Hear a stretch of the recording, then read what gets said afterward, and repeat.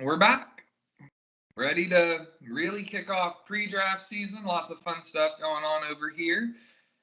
To start, let's go over the wide receiver trades that happened in the first round of the draft before we even talk about these rookies, because I think they're a little more meaningful for next year fantasy implications. First one, A.J. Brown going to the Eagles. Tennessee gets the 118, which turned into Treylon Burks, in a third-round pick, 101. Do you think anyone wins fantasy-wise in this trade? Not particularly. Maybe Jalen Hurts. I do think A.J. Brown might get a slight uptick just because I do think Hurts is better than Tannehill, but not by enough to really make a difference.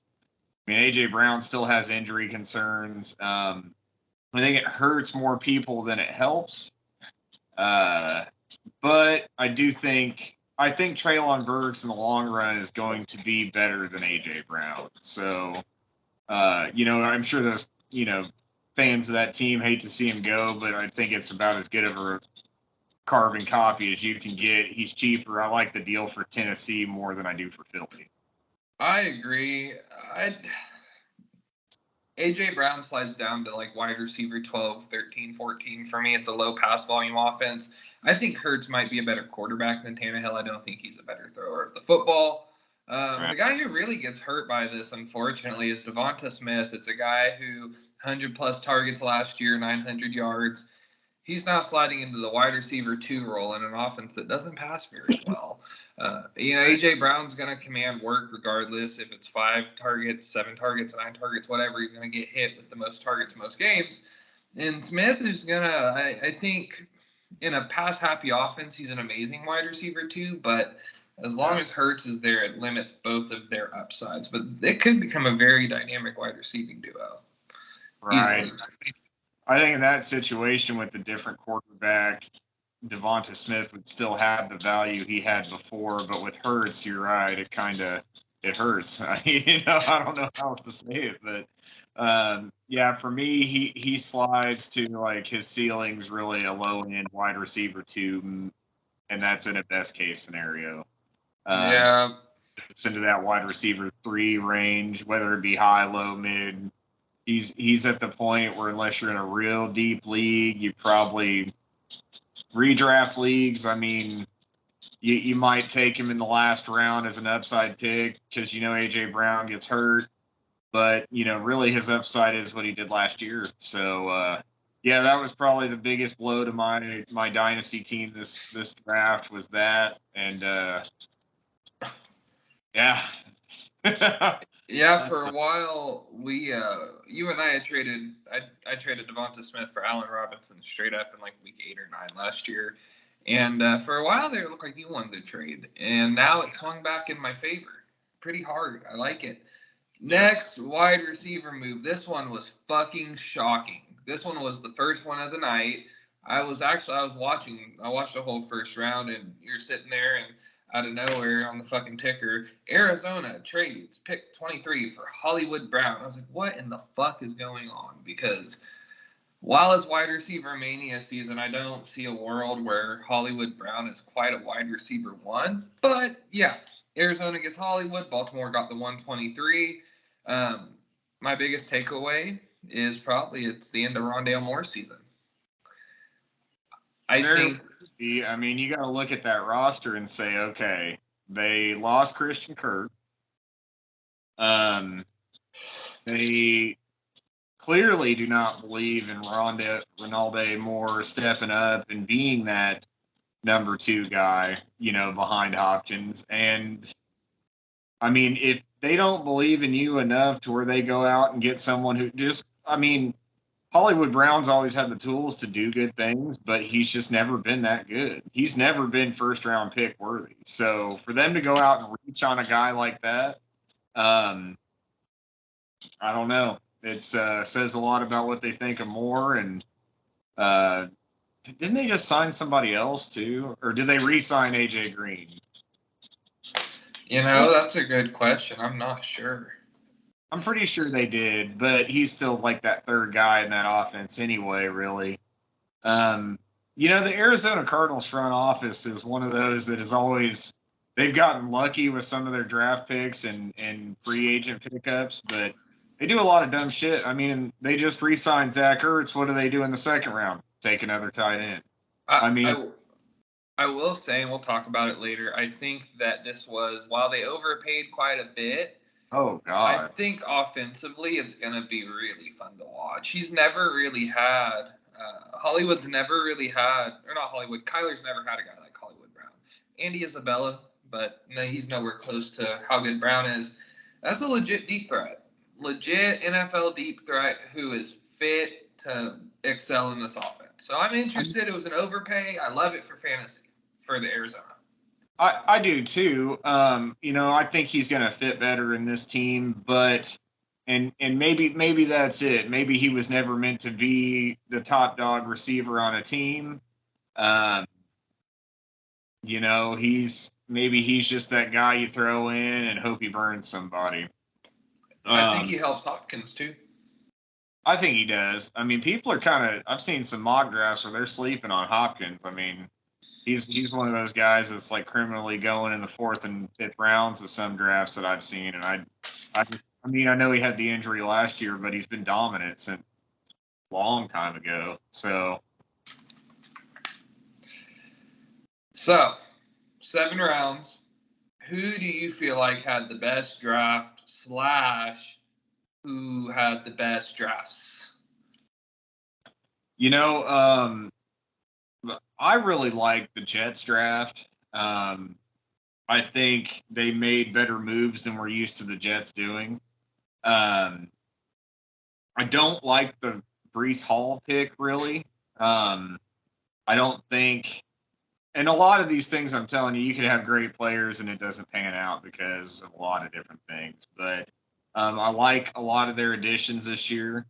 The Jets, the Jaguars, I think are going to have a nasty defense here in a few years. I think they kind of went under the radar as far as how good they got on defense, at least. Who else? The Giants really let the draft fall to them. They made some good pickups. There was a few good drafts out there. Even the Chiefs, like a lot of people criticize them for not going after a wide receiver, but they filled some other holes in the process and still got a receiver. And while it may not have been the most known guy in the world, I don't think he's going to be the second coming of Tyreek Hill, but I think he'll be a good player. Mahomes is just like we talked about Rodgers. He can make a receiver look a hell of a lot better than they really are. And I think that's probably what you see coming out of that situation. Yeah, the Jaguars had an interesting draft. It is really boom or bust, but they added a lot of potential defensive talent. I like Travion Walker. 2 teams that really stood out to me, Green Bay, they grabbed 2 or 3 defensive starters right away. I like Romeo Doubs, honestly, more than Christian Watson in that system and structure. They're going to play smash mouth football, and I think they're going to be really good at it in 2022. And we've kind of seen the league shift back to that. And in all honesty, taking into account where they play, they probably will need to do that to be successful in January and February. Other team that got really, really, really, really improved during the draft, Baltimore. Baltimore grabbed Kyle Hamilton, Tyler Linderbaum, and David Ojobo in their first 3 picks. Those are 3 really, really, really, really good players. 2 of them are going to come right away and start. Stocked up on a lot of really good depth pieces in the middle rounds. Baltimore always drafts really well, but this was Kyle Hamilton's going to be really good, and they have a defensive coordinator who will move him around the defense, use him how he should. So yeah, Green Bay and Baltimore were the 2 teams that stood out to me. I got a different take on Baltimore. They are a team that drafts best player available no matter the position. And I think wholeheartedly they're going into the year with one of the worst receiving corps in the league. Like, if not the worst, bottom 3 at least. And I don't think they're really helping themselves out because, Lamar Jackson's coming up on a contract. He needs an extension. And, I think I think that might play a factor. He has no help. I mean, they picked up 2 tight ends in this draft, and they have the best tight end in the league. The fuck are you doing? You know what I'm saying? Like, I get it, but you can't ignore blaring fucking needs that long. So while it's a good strategy, it just leaves you completely decimated if you do that constantly. I mean, Yeah, and there's a happy medium. there is, and they leapfrogged us on Kyle Hamilton. Good, we probably deserved that one because we dropped back. I was really itching to get Kyle Hamilton, but they leapfrogged us. So second round, Casario put his balls on the table. He leapfrogged them, got Mechie, so they didn't. But yeah, that I just think you gotta address the receiver at some point, and they just don't really seem like they give a shit until Lamar Jackson wants a trade, and then I bet they go out and do something about it. Yeah, it'll be interesting to see how that falls. Their receiving core is bad. I like Bateman. I don't love him. Teams who got worse draft. Mine gonna be the Seahawks. Charles Cross at 109 it's not a bad pick, but if I have a team devoid of talent, I'm not taking a fucking left tackle that played an air raid scheme. That's just me though. I don't know. Yeah. Ken Walker. You just paid Rashad Penny $5 million. You drafted this dude in the first round 4 or 5 years ago. He finally shows promise, and you fucking draft Kenneth Walker with early second round draft capital. Don't get it. Fucking pass on quarterbacks for another tackle in the third round. I just don't. It reeks of Shireman and Carroll kind of reek of like I'm the smartest man in the room thinking. Like they just think they're going to outsmart the league here. Drew Lock's bad. Geno Smith's bad. I've heard that Geno Smith's winning the quarterback battle right now, and that he should. I mean, he should. Yes, I agree with you, but that's bad. I mean, that's so essentially you traded Russell Wilson for 2 firsts, 2 seconds, and a backup quarterback. I mean, come on, man. Yeah, and I think every team went into this draft thinking, okay, why would I spend high capital when there's better out there next year if whatever I got going on doesn't pan out?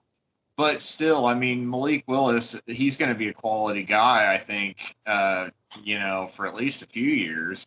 Mm-hmm. And there's not 15 home runs in next year's draft at quarterback, so they got to also understand that. And I think that's why a lot of teams just passed. But yeah, the Seahawks are a fucking disaster. And I mean, I like Charles Cross, I do, and their O line was bad. But why are you not going to do that when Russ is there? You know what I'm saying? That just spells bad management to me. Is okay? Now that he's gone, I'm going to go get some good linemen to help out who Geno Smith. He could retire next year and no one would even notice. Yeah, I don't understand the direction. I really don't. They're kind of. I think it reeks Pete Carroll, and Pete Carroll is great. Granted, he was a good coach for a long time. In the last 5 years, he's really fallen off, and fuck, it almost seems like he's senile. At this point, I don't get. It just reeks like he has too much to do with it. Yeah, I also didn't like the Bears draft. I don't think Poles likes Fields. I really think they're kind of punting, and they're going to get rid of Fields next year and try to get a quarterback in 23 because I no support for him. No support. No support. It's bad because he's a talented guy and would flourish if they took the time to build around him. But plus, you get a defense. We talked about it when the head coach was hired. It's not a good one for him. Really, if you got that young quarterback, you'd really like somebody with an offensive mind in the building. And the Bears are just another trash franchise. I mean, they've always been that way. I did like the Lions draft, though. I think they went out and got some good folks, added some playmakers, which is they're kind of in the same boat we are. You just got to add talent everywhere, really. So there's not a bad position to pick when you fucking suck at all of them. Just saying. Yeah, we'll talk about Jamison Williams when we talk about sleepers and busts and rankings and all that good stuff. But yeah, I like the Lions draft. I feel like a lot of the bad teams did well. I don't know what New England was doing. I really don't. Bill is up there. Here's the deal with New England is Bill has picked so many no names that went on to be eventual all pros. He kind of reserves that right to make everybody scratch their head.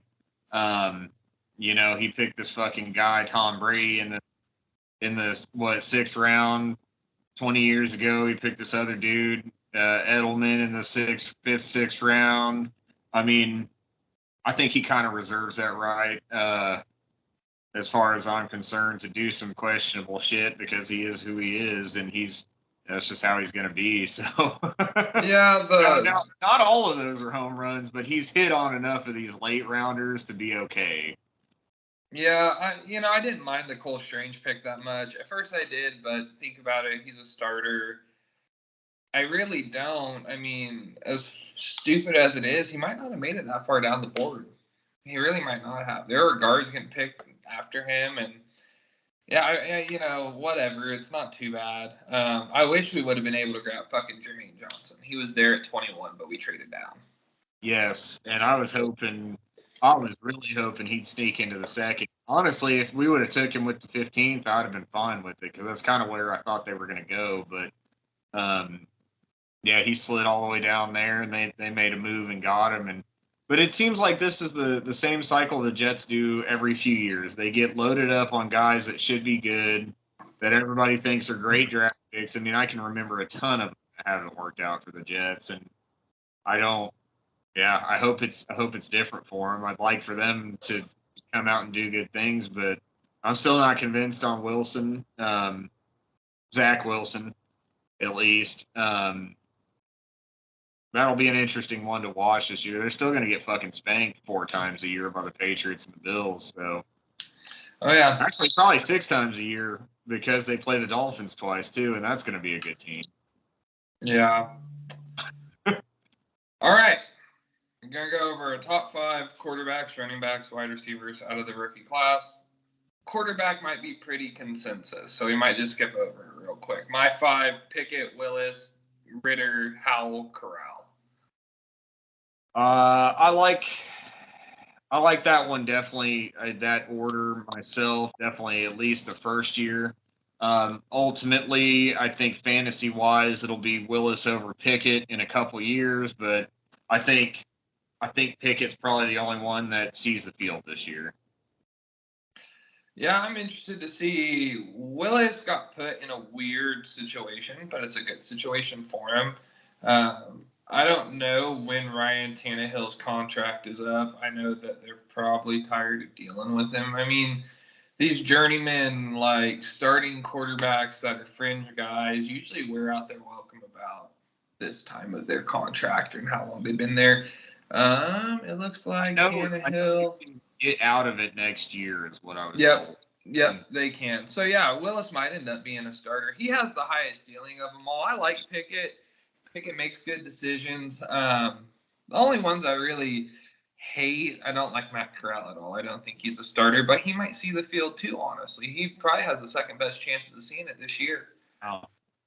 Yeah, he probably does. And I think Ritter, I like his swag probably the most out of anybody in class, but he's probably a couple years away from starting. I think, they paid Mariota fairly decently. I think he at least survives the 2 years that he's under contract. And maybe Ritter's more of a project. People read like way too much into some of this stuff sometimes. Your team takes a fucking quarterback in the 4th to 10th or 4th to 7th round, and all of a sudden somebody's job's in jeopardy. No, it's called adding fucking depth, and you know what I'm saying? It's Yeah, the guys in our dynasty league, dude, they love blowing it up, and they're like, "Oh, well, they took a receiver in the 7th round, so this person's out of a job." And I'm like, I highly fucking doubt it, but Yeah, we play with some idiots. it's bad. I mean, just sometimes those messages, I'm like, dude, come on. But yes, Ritter has the potential to start. It'll be a couple years, I think, but ultimately, I think he does get the nod eventually. Who's the RB2 in this class? I think we should talk about who's the RB1. That's a bigger question. I think that's a. Go ahead. Oh, I'll say I don't think it's Breece Hall. I don't. I don't think he's the RB1. He's probably the RB2. I really think if you go off of next year, what I think is going to happen next year, I think James Cook. I think James Cook's the RB1, and I think Breece Hall finishes 2 because he's going essentially right into a competition for reps. I don't think James Cook's going to have a problem walking in there day 1 and commanding the biggest amount of touches on that team because who's there? Matt Breida, Devin Singletary, Zach Moss, all dudes that had an opportunity and did nothing with it. Yeah, I think James Cook's the RB1. I think Breece Hall and Ken Walker, they're both better running backs, but they're in just shitty situations. They're both going to be splitting reps to some degree. Ken Walker, I mean, you look at Penny's last 6 games last year, they had no business taking a running back. They had so many other needs, but they did it. It is what it is. Someone's got a boner for him in that office. And, I mean, yeah, so those two are going to be splitting reps. I think a couple sleeper guys that I like, Pierce, Texans picked him up. I like him just because there's not a lot of competition there. I think he could see the field early and often. Who's another one that I really like? I think I like Spiller as a deep stash because Austin Eckler, he loves to get injured. So he's just an injury away from having some relevance. And then the I don't remember what his name is, but the one you were talking about, the Raiders picked up. Zamir White. Yeah, they declined Jacobs' 5th year, which is surprising because Jacobs hasn't been bad all the time. And he's young too. He's like 23. Yeah, he hasn't been bad. It's just, he played in some weird schemes. They brought Kenyon Drake in out of nowhere that one year, and it's just been constant. And I think they're going to end up regretting that one because I think once he gets into McDaniel's system, I think he's probably going to excel. And then they're going to have a situation where they have to franchise tag him and pay him more. So. Yeah. Oh yeah. I think I still have Breece Hall 1. I'm concerned about his ability to break 10-yard runs. He's really good once he gets past 10 yards. Hard for him to get to 10 yards. In the NFL, in college, that doesn't matter as much, but in the NFL, you got to be able to fucking get there to break away. Right. I like the scheme fit. I hate the Michael Carter's there. It takes away his receiving value. I feel like if Breece got drafted to, say, Buffalo in the 1st, all in, 101, no questions asked. Now I would be trying to sell all my picks. No, this draft was bad for fantasy. I have James Cook too. I question how they're going to split carries up between the 3 guys, Singletary, Moss, and himself. I think by the end of the year, he holds the most value. He'll probably be one of these rookies where he'll be on the waiver wire during the middle of redraft seasons. You'll be able to pick him up, gear up for a late season run. But long term, I think he holds a lot of value. He brings an option to this offense that they just haven't had at all. And it sucks the ball's not there still to work with him. But I'm 100% in on Cook. Ken Walker, Zamir White, and then Rashad White would bolster out my 5. Ken Walker got put in a shitty situation. This sucks for him. Pierce, I like Pierce. He's a guy who, in redraft leagues, you'll be able to pick up in late rounds. He'll probably be a starter by week 3 or 4. I just don't know about how sustainable he'll be past a year. I don't know if you guys are going to pick up an actual back or not. I like Pierre Strong. We talked about that. If I had to pick a bust, it's probably Brees Hall. I could see a situation where he ends up just being a plotter, being like a David Montgomery, but maybe not as talented. But yeah, overall, there weren't very good landing spots for any of these guys. I didn't love any of them. Even Buffalo, it's a crowded room right now. Yeah, I mean, I know at some point that they've got to look at Josh Allen and say, okay, he can't keep taking that much of an ass beating as much as they pay him. And they've got to make a determination at some point of, okay, we've got to get a run game established because this guy, we want him to last. And because that dude, Josh Allen is a fearless motherfucker. Like, he'll go lower his shoulder on a 280-pound linebacker and not even care. And that's cool when you're 23 or 24, but you don't see those guys in their mid 30s doing that shit anymore. So, Nope. I just turned 30 last month, or about a month ago, and shit, it hurts to get out of bed. So I can only imagine what that shit's like. Yeah, it'll be interesting. I'm excited to see how the running back class breaks down. I think we'll see some guys who went real late hold some real value, and some guys that went early kind of flop. Wide receivers. This year's running back class is better than last year's. Last year's class had. Damn it. Ramondre Stevenson. Najee, yeah, because it was Javonte, Michael Carter. That's a good question. I think it's pretty close. I think the top end of last year, I think Javonte and Najee would both be clear-cut RB1s in this class. Yeah. They both be the RB1, no questions asked about it. Past that, I think Brees is pretty close to those guys. I think James Cook with the landing spot, all that. It's a toss-up. I like last year's a little better, but this one could, like I said, late round guys could hold a lot of value. The second Najee went to Pittsburgh, he was the clear-cut first dynasty pick. Mm-hmm. There was no question about it, and I think this year there really is a question.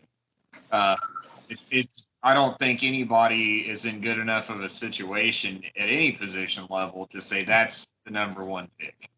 Really, at this point, I think it goes based off of team needs, and if you're in a startup, I would – I don't know what the hell I'd do if I was in a dynasty startup and I had the first pick. It's hard to say.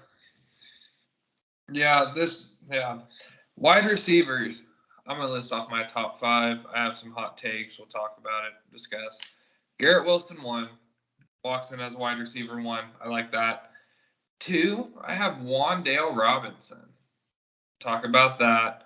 3, I got Sky Moore. 4, Olave. 5, Treylon Burks / Drake London. For one, I feel so bad for Drake London. And Kyle Pitts. It is fucking malpractice. Like, Atlanta's GM should just be banned from the league.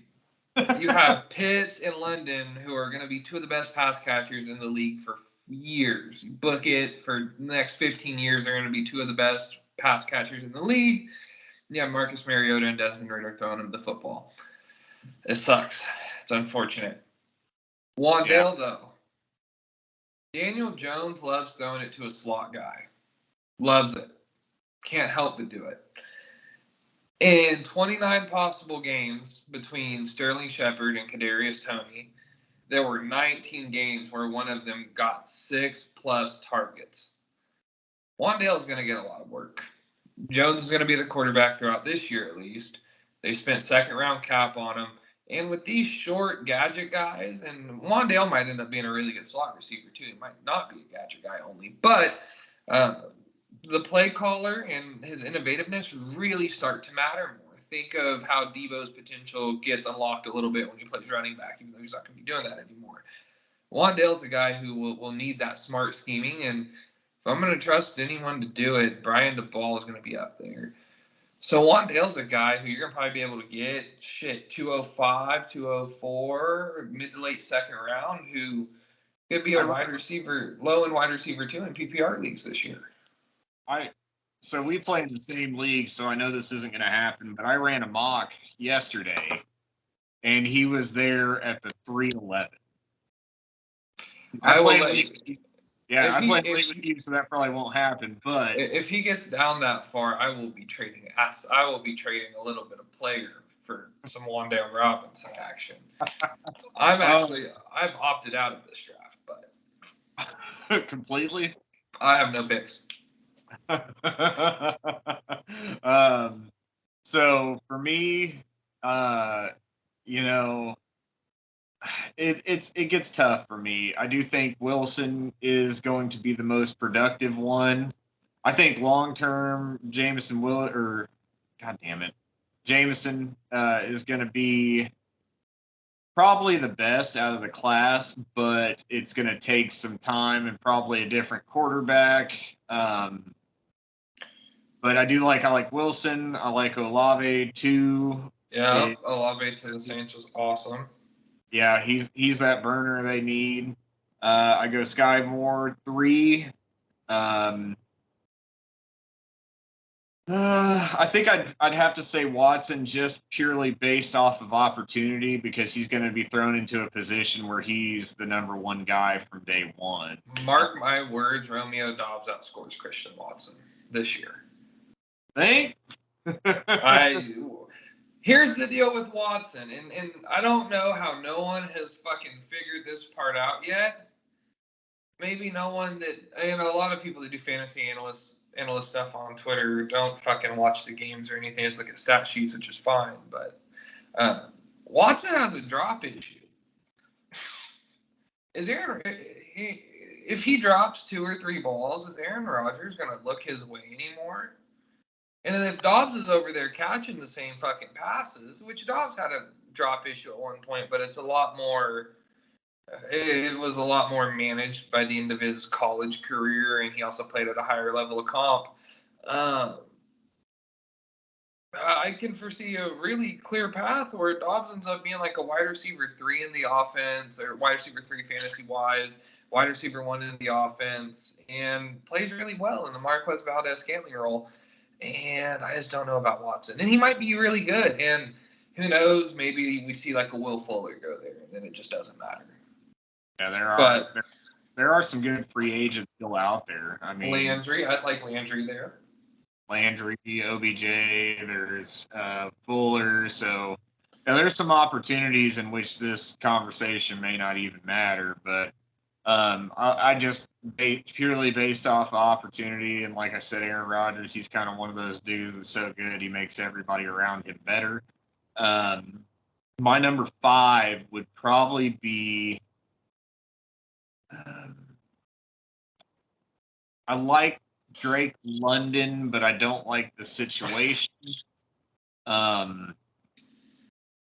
Immediate. If we're talking immediate production, I'm probably going to go Thornton because there's a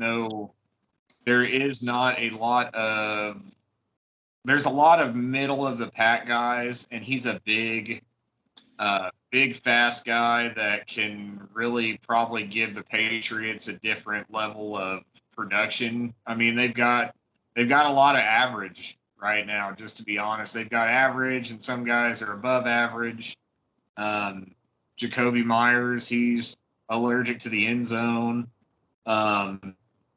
Aguilar, some games he's good, some games he disappears. Kendrick Bourne's probably the best one on the roster, but he's still not even that great. And I think it really gives them a dimension they don't have. Devontae Parker. I agree. I'm not disagreeing. Oh, yeah. I forgot about Parker. Yeah. Devontae Parker is going to be he's a sneaky wide receiver 2 candidate because he's perfect for Mac. Yeah. That's the type of receiver Mac needs. But I like Tyquan. It was a little bit of a reach, but reading about him and kind of hearing some stuff, he played with a shitty passing college quarterback. And so sometimes he might have been wide ass open and he got missed. And then the other side of that is Mac Jones is probably going to do a lot of the same things. I don't know. Who is the most impacted player coming out of the draft? Oh man. Most impacted player, like immediate term or long term? Either way, I don't. Wherever you want to take it. Go through a couple of them. Pick 2 or 3 of these guys. Immediate term. I mean, personally, what stuck out to me is Trubisky. He's a guy that, a month ago, and this is why it changes so fast in Dynasty. A month ago, if you had Trubisky on your roster, you're like, oh, fuck, cool. I got a starting quarterback. They draft Kenny Pickett, and next day, Tomlin's in an interview saying so huge impact on him. Devonta Smith out of the draft, he's another one that's immediately impacted in a negative way. And then, an honorable mention is Ryan Tannehill. They kind of put him on notice there. So three big names that may be looking for jobs sooner or later. Yeah, Tannehill. They gave him his 1-year notice. I think Willis is going to be the guy next year, and if he sucks, they'll just reset. I have some interesting ones. Well, some kind of a couple curveballs, and then one that everyone said Antonio Gibson's fucked. Oh yeah, I saw that. Yeah. Brian Robinson in the third. They grabbed a masher in the 3rd round. They have McKissick. Gibson is like him and Miles Sanders to me are the same guy. Like, have they ever been spotted in the same room together at once? I don't think so. Same shit. Same shit happens to both of them. I'm out on him. I was out on Gibson all the time. I kind of had tried to talk myself into Sanders. But yeah, Gibson, I'm out on forever. He can do good things, but he does so many inefficient things in the process of trying to do those good things that you're better off with a Brian Robinson who will just fucking fall forward. Yeah, and I think the Gibson hype train was one of those things that Twitter created. Like, nothing Antonio Gibson did created that hype train. It was, oh, Riviera's there, and Riviera used to coach McCaffrey, and he's going to want to do McCaffrey things with Gibson, right? And really, the only thing he did to justify that was he had a couple good games at the end of the season before last, and everybody's like, "Oh, it's a thing. It's going to happen." And I don't have the numbers in front of me, but he only had a couple games where he was even relevant. I mean, only a couple games he probably eclipsed 20 points. He was bad. He's a 3rd-round pick too, which is okay draft capital, but he averaged 14 PPR points a game, fucking barely crossed 1,000 yards and like 40 receptions. I Nothing don't special. That was a guy who was going in the 2nd round last year, so just don't love it. Never loved it, and now I love it even less. Yeah, another one I have, and it's, I guess, positively impacted, DeAndre Swift. And not many people probably thought about this on draft night, but I heard a lot of rumors even that Detroit might go Willis at the 201. Or not the 201, the 102. Yeah, I heard that. If Willis had went to Detroit, DeAndre Swift is now probably an RB 16 or 17. Yeah. They also grabbed Jameson Williams and Chark. So now the whole fucking defense is going to be compressed down the field, stretched down the field. Jared Goff is Jared Goff. He's not going to throw it deep a lot. So, whole defense is stretched. You have Jared Goff as your quarterback. DeAndre Swift's going to keep his target share he had, which is why he holds so much value. He's going to get rushing opportunities still. Play callers are still there. Hawkinson's going to – he's going to a lot of people are saying they're going to be down. I think Hawkinson and Swift might honestly have a little bit of a boost now because now they have some space. There's some room there to work. Yeah, so many teams at so many opportunities passed on Willis, and that kind of surprised me because there was a lot of teams with a need. Detroit, like I said, Tennessee, I could have seen him going there. New York, I could have seen him going there. There was a lot of opportunities where Willis would have been an upgrade, and they passed on him. So says a lot. Yeah, yeah. The NFL does a really good job evaluating players for the most part, and so yeah, that it always tells you something when you have a guy like Willis just fall after being hyped as a first-round pick. Third most impacted, again positive. This is more long-term, but I have Kyler Murray. He's never really had a deep threat, and his game is one that I feel like might unlock a little bit with Marquise Brown. He'll have some better running lanes. He might be able to get over this whole "I only play 8 weeks" thing. I don't know, man. He kind of screams Russell Wilson 2.0 because that is exactly what Russell Wilson does. Like 8 games of the season, you're ready to crown him the MVP, and then something goes wrong, and it's just a fucking steamroll from there. I mean, it. I've seen that happen with Wilson so many times, and I watched that playoff game with the Rams, and Murray fucking quit on him. Murray went out there and just did not give a single fuck. After they got down in the second half, he didn't give a single shit, and that's really not what you want to see. I mean, the game was within reach, but he was just limp dicking it all over the field after that. I know they were hurting at receiver. I know Hopkins was injured. But man, did he fucking quit on him. And that was some Russell Wilson shit if I've ever seen it.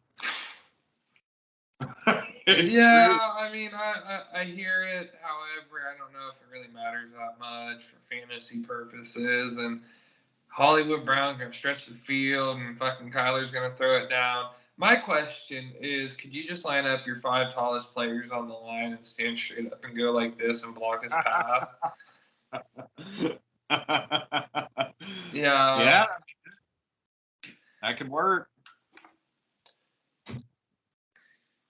Who do you feel like will be the easiest highly hyped player to trade for at the end of next season? So the end of this season, I guess, 22 season.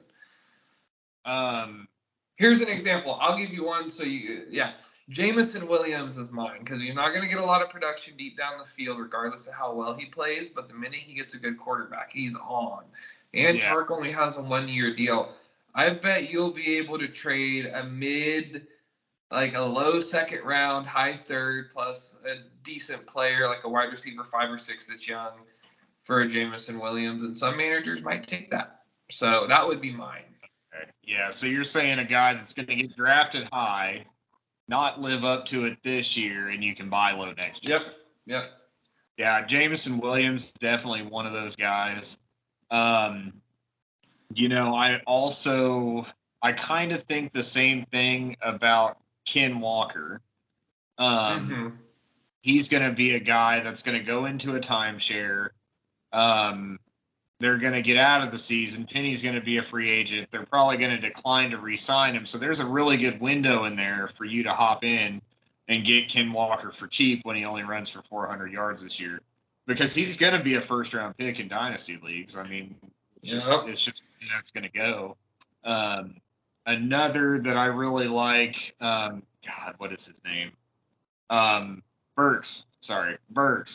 Traylon, yeah. Yeah, I don't think he's going to really excel this year with Tannehill, but, he's another one, a lot like Jameson Williams. The second he gets a decent quarterback at the helm,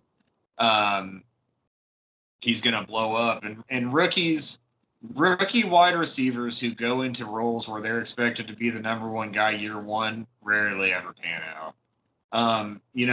Chase had a lot of success last year just because he had Higgins. You look back, Justin Jefferson had a lot of success. Who'd he have with him? Adam Thielen. There were other guys on the team that could produce, but these guys like Treylon Burks, who's going to go into a situation where who's the other receiver on the Titans? Rob Woods. Who? Rob Woods. Bobby Trees. Oh yeah, but he's coming off. He's old. He's old. He's old. He's good, but he's old.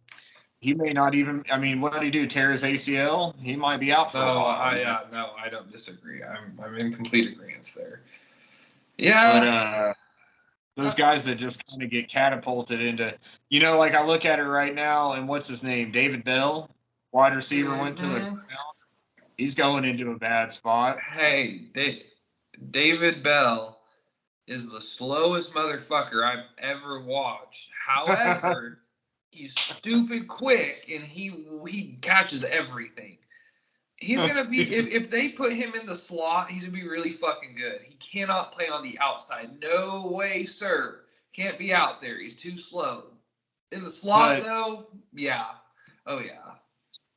But he's going to go into a situation where he goes out there. He's the second guy. Cooper's the one.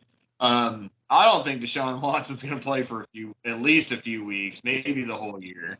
And he's going to be hitting from Jacoby Brissett. There's going to be a win. Stupid. That's the thing with Dynasty is you got to, man, if you're going to get a deal on something, you almost have to fucking know something everyone else doesn't. Right. And those are the kind of things I think about when I go. Because right now, I'm kind of, if a certain person didn't have this player, I'd probably go out and try to buy low. But Carter Williams, he's going to,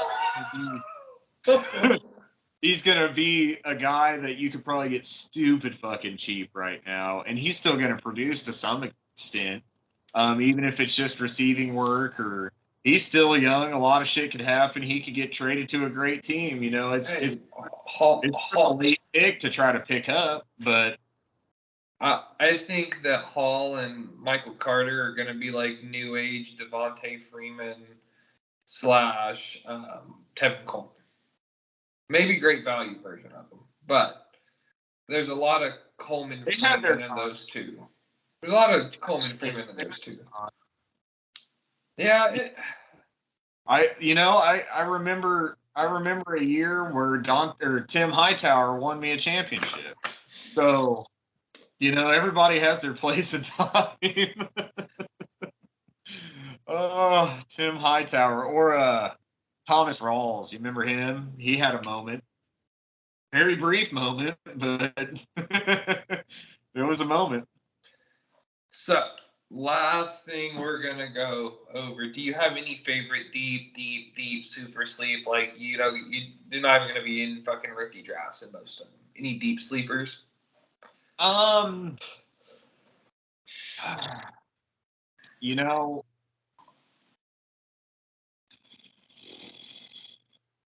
You said not even gonna be drafted. Yeah, if you're struggling with a no draft, then there can be someone who's drafted. I like what's his name? Not anytime soon, but I like Isaiah Likely. I can't remember what college. Central Carolina. Yeah, Coastal Carolina. He's a guy you could probably get next to nothing because he was their second tight end they drafted that in this year's draft. They already have the best tight end in the league. He's a deep sleeper. A lot of things would have to happen for him to get that kind of opportunity. But maybe it's a Darren Waller type of situation. Yeah. He gets traded out somewhere and then blows up. So that's a guy that I would like, to get some shares of on the backside. Trying to think of another one. Really don't have any. Yeah. I think every running back, pretty much every draft, every running back gets picked at some point.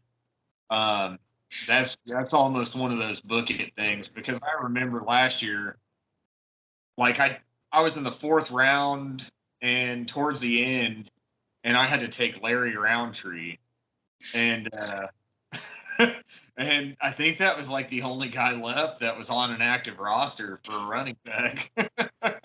So I have one. And he probably won't even hear of him for a while. But Julius Chestnut, he played at Sacred Heart. He's 5'11", 228.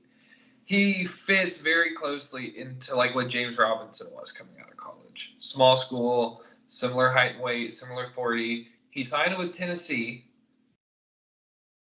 There's an avenue where Derrick Henry gets hurt, and I don't know Foreman Hilliard status there, but maybe they get hurt. Chestnut comes in, plays well, and has a year of value. He would be a guy that you could probably pick up in the 4th rounds. I like Likely. I'm curious about Justin Ross now that he went undrafted. Yeah. I mean, I don't think he's going to get picked in any rookie drafts because of that. Like someone in my position, I traded away all my draft picks for CD Lamb and Russell Wilson and Will Fuller and a bunch of other fucking guys. And I'm sitting here looking at it, trying to fill my taxi squad. Where am I going to go? Justin Ross is a guy I fucking pray falls to me outside of the draft. If I can pick him up, regardless of where he goes, he's talented. I bet he doesn't catch on, but I don't know. It's worth it. 3 years ago, he was a shoe-in 1st-round pick. And that's exactly, if your league has a taxi squad, that's exactly what that's for. I've got guys in there that I've got who do I got in there? I have Noah Gray. He's the backup to the backup tight end on the Chiefs, and I picked him because I liked his skill set, and I know Kelsey's getting old, and Blake Bell isn't the fucking answer past that. And that's just one of those, maybe it works, maybe it doesn't. I got one, my favorite taxi squad guy of all time, and if you're listening, you don't have this man on your taxi squad, and he probably would be on your fucking waiver wire. Go pick him up. Jacob Harris. He was a college wide receiver. He got drafted by the Rams. I'm pulling it up right now because when you hear the draft capital, it makes more sense. So, Jacob Harris went to UCF. He got drafted in the 4th round last year. He runs a 4.48. He's 6'5", and they moved him over to tight end, but I think he's going to play like move tight end. He's not going to be in line ever. He probably won't. He might develop into a really fucking good weapon there. And Matt Stafford's going to be there for a while. Kupp's going to be there. Robinson's going to be there. It's just another weapon. And that's my favorite. He's on mine. I picked him in the 4th round last year just because I liked his athletic profile. So there's another name. Anything else you want to cover before we head out? No, man. I mean, who do you think makes the leap with this draft next year? What team goes from, pretender to contender?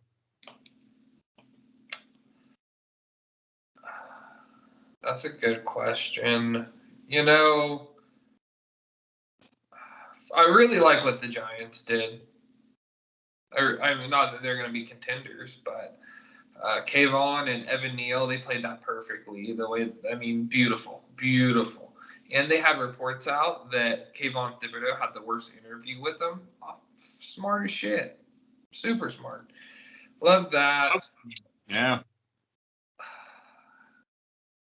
I wasn't as high on the Jaguars draft. I mean, they had a lot of picks. I don't know if anyone really necessarily went over. I like what the Saints did. I feel like they got better.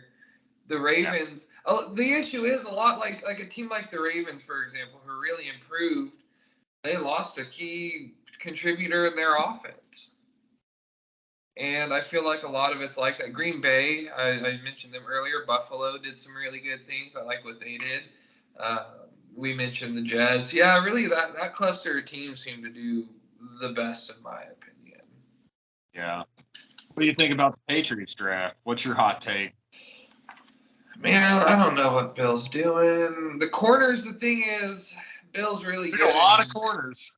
Well, we need that, and that's all. It's a fucking draft pick is a lottery ticket. So if you can get 12 of them, that's really nice. And so I get that. I don't understand. I mean, I do. You need a backup quarterback, but there were Bailey Zapp in the 4th or 5th round. Come on, Cole Strange. If Cole Strange ends up being a 5 to 10 year starter, it's like if he gets a second contract, that's worth it. That was a good pick. So I think he will be that. Tyquan Thornton. I like Sky Moore better, if I'm being honest with you. However, we have a lot of overlapping skill sets with a guy like Sky Moore. Yeah. So I understand Tyquan Thornton there. And he might end up being really good. We got a lot of depth pieces. We still need some linebackers. I really wish we would have grabbed Nakobe Dean because he fell so far down. Yeah. And Bill would be able to use a guy like that excellently. That was a medical thing. Like he's got, what was it, like a shoulder issue or something that he like refuses to get surgery on, and so it was like a medical red flag thing. I saw a deal on it. Yeah, I was curious about that because I saw him fall, but I didn't realize I had heard something about a medical issue, but I thought it was just injury history. Oh, something like it's something that required surgery, and he refuses to get it. That's what led to his draft slide. Now, I mean, ultimately, if it's that big of an issue, he's going to have to get it dealt with. But that I think it's just like culture fit, probably in that type of situation, what steered some teams away. Yeah. Yeah. What about Houston? Houston had a good draft. Stingley was good. Stingley was good. You know, there's been a lot of back and forth. I think Stingley and Gardner are going to both have good careers. Kind of actually surprised me. I could have seen us going, Kayvon. I could have seen us going Evan Neal. I really wanted either Stingley or Hamilton, but there are question marks on Stingley. He missed last year. They're looking at his 2020 tape or whatever, really, to make that decision. I think he's going to be good. Green, the O lineman from A&M, filled a need. We had a O line going to the second round. I didn't really understand. Like, we traded up a whole fucking round to get Mechie. I like Mechie. I like Michi too, but he's going to be coming off an injury. It'll be a while for him. Jalen Petrie, I love that pick. He kind of reminds me, the more I watch the tape, kind of reminds me of like a Tyrann Mathieu Jr. And here's the deal: as bad as our team was, you can't make a wrong move position wise. Nope. No, now, best available. Yeah, if we would have went and picked a quarterback, like if we would have took Willis in the second, quarterback is probably one of the lowest needs on the totem pole for us, because the more I'm looking into watching last year's Davis Mills tape, he was the second best rookie quarterback last year, and that's not a debate. He played better than Trevor Lawrence did last year. So there is hope for him. I think, like I said, I think Mac still not better than Trevor though. No, he's not, but he went to an equally shitty team and outperformed Trevor. I don't know about that. You can blame Urban Meyer as much as you want for that, but he played better last year than Trevor Lawrence did. I'm not saying he's the answer. I'm saying he's good. I agree. Y'all should have let it ride, because this year's class sucked. He's better. He would have been the QB1. He'd have been the QB1, no problem in this draft. Had he stayed at Stanford one more year, he would have went well before Pickett, well before Willis. So yeah, I'm glad we didn't do some dumb shit like that. And I think Nick Caserio really knows what he's doing. I mean, he went out and got value guys. He got, one thing I noticed is he got a lot of hometown guys. A lot of guys that either played, grew up in Texas or in the area. We got a couple guys from A&M, a couple of guys from other schools or Texas natives, and I think that plays a good part in the culture role. I think that builds that team, core a little bit better. We got a couple guys from Alabama. We got a couple guys, Christian Harris, that was a killer pick in the third round. And I think he did really good with the picks that we had. Like I said, trading way up for Mechie cost a lot, but I don't think it was a bad move. Like I said earlier, I looked into Dameon Pierce. That guy's a bruiser, from Florida. He's a, he kind of reminds me of somewhere in between like Doug Martin and Marshawn Lynch. And like I told you earlier, that kind of shit doesn't last long in the NFL. Those guys are usually in and out pretty quick. I think I would classify him as a Thomas Rawls before I say Marshawn Lynch. Well, that's why I said Mark first. But it's the same kind of same concept. But small. He's gonna be good. Small big fucker. I don't know what you want to call him, but he goes into a position where he could be a first-round dynasty pick just because of the lack of competition elsewhere. He really might. If I bet if camp reports come out, because some people probably do their rookie drafts right before the season starts, and if there's camp reports out that Pierce is just taking over the backfield and it's just he's going to be the clear-cut starter, he will be a round one pick because the class is so fucking bad. Yeah, and I bet you that's probably the case. But you look at it from our roster standpoint, and I see exactly what Nick was doing. Pierce is the third and goal guy. Rex Burkhead to get the password. Marlon Mack's really kind of your speedster guy. He's just adding layers, and it kind of sucks because him and Bill kind of got that same. They worked together for 20 years in New England. They kind of got that same. I don't really give a fuck what anybody else thinks kind of thing. So, he does what he wants, and he went heavy after the SEC. I know that because I saw a thing where like most of our draft picks were from SEC schools, whether it be like Alabama, LSU, and that's not a bad play. No, I used to think that was silly, and as I've aged and kind of thought about it, and as college football has changed, it's really not a bad strategy. Yeah. Those guys. You can take your whole fucking draft from Alabama, and you're probably going to have a pretty good football team by the time. But yeah, so overall, I mean, I think we did well. This is Casario's second draft, and now we could really see what he's capable of because last year we didn't pick till the third. No. And yeah, he's a guy that'll pick up the phone, move up, move down, whatever's right. So. Oh yeah, I was impressed. All right, I think that's all we have. We will be back soon. Redraft season is about to start. It's about that time. All righty, guys. We'll see you next time. Thanks for listening.